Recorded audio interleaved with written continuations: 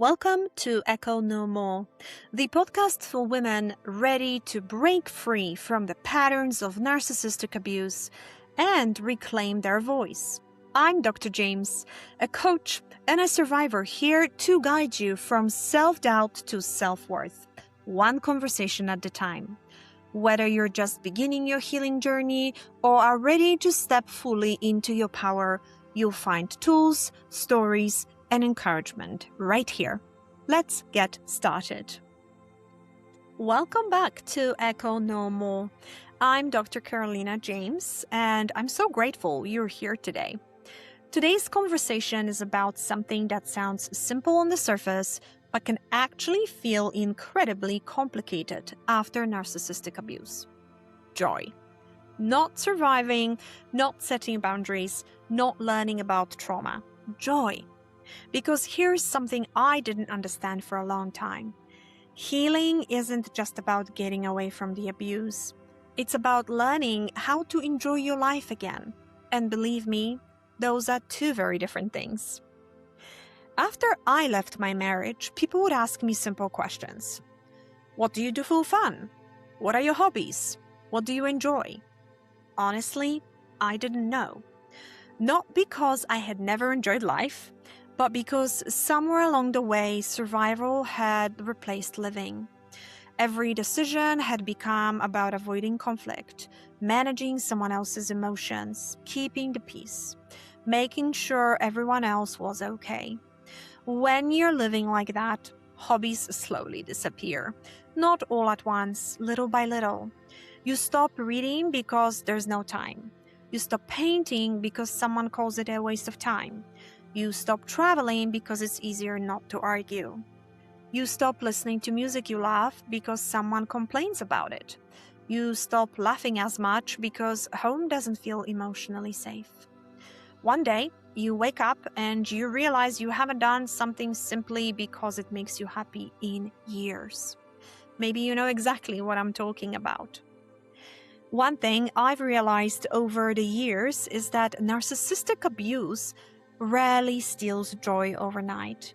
It slowly convinces you that joy is irresponsible, selfish, immature, a distraction, something you'll get to later, after everyone else's needs are met. The problem is, later never comes. Eventually, your nervous system becomes so focused on scanning for danger that it forgets how to recognize pleasure. That's not because there's something wrong with you. It's because survival and joy use very different parts of your brain. And when survivor has been running the show for years, joy feels unfamiliar. Sometimes it even feels unsafe. One thing I had to learn was that nobody was coming to give me permission to enjoy my life again. I had to give it to myself. That sounds simple, but it wasn't. I remember taking little road trips by myself after everything I'd been through. Just getting in my Bronco and driving. No destination, no agenda, no one criticizing how long I was gone, no one asking why. It sounds like such a small thing, but every mile reminded me I'm free. I also rediscovered how much I loved writing, speaking, building something meaningful, creating Echo No More, listening to Christian music while driving, even coloring my hair purple. People have opinions about my hair. Some people love it, some people don't. Years ago, I probably would have worried about what everyone thought. Now, it makes me smile, and that's enough, because healing teaches you something beautiful. Joy doesn't need unanimous approval. It only needs your permission. I think many survivors unknowingly postpone joy. They tell themselves, I'll enjoy life after divorce, after court, after therapy, after I heal. Can I lovingly challenge that? Joy isn't the reward you receive at the end of healing. Joy is one of the things that heals you. Every time you laugh, create, dance, sing, cook, garden, travel, write, you're teaching your nervous system something new. You're teaching it that life isn't only about surviving anymore. That's incredibly powerful.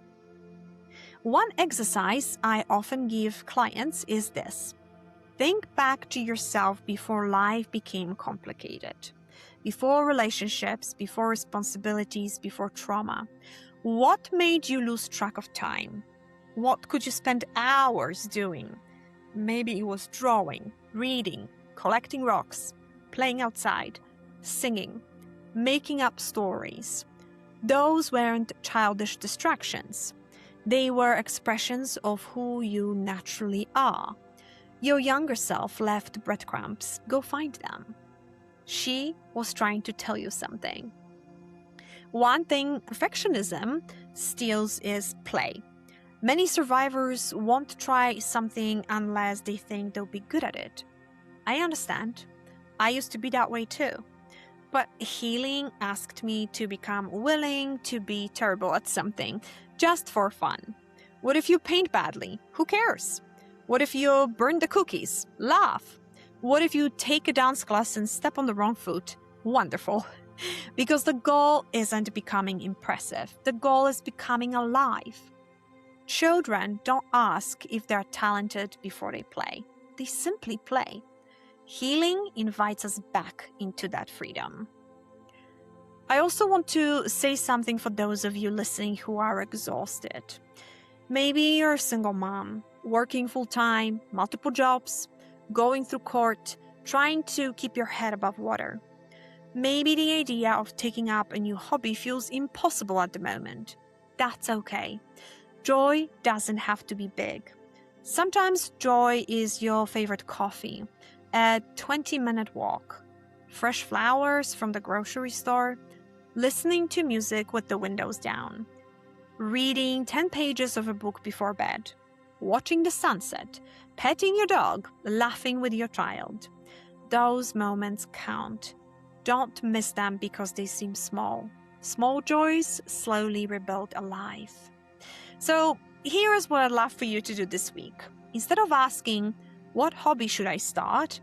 Ask a different question. What makes me feel a little more like myself?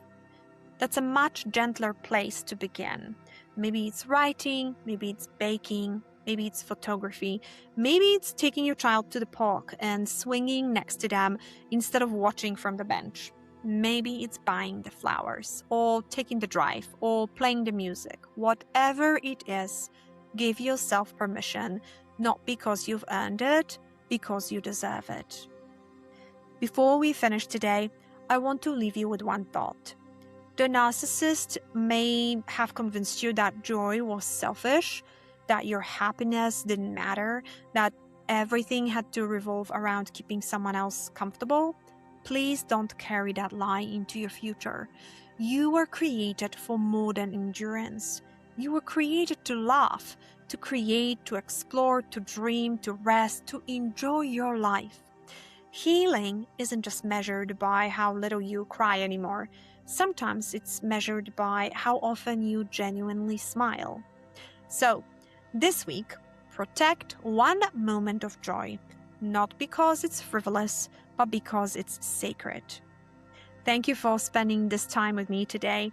And if this episode encouraged you, I'd love for you to share it with another survivor who's learning that healing isn't just about what she's escaped.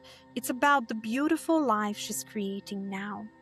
And until next time, remember this: you don't have to earn joy, you only have to let yourself experience it. Thank you for joining me today on Echo No More. If this episode resonated with you, please subscribe, leave a review, and share it with someone who might need to hear it. For free resources and coaching opportunities, visit www.echonomorecoaching.org. And always remember, your voice matters, and the echo ends here.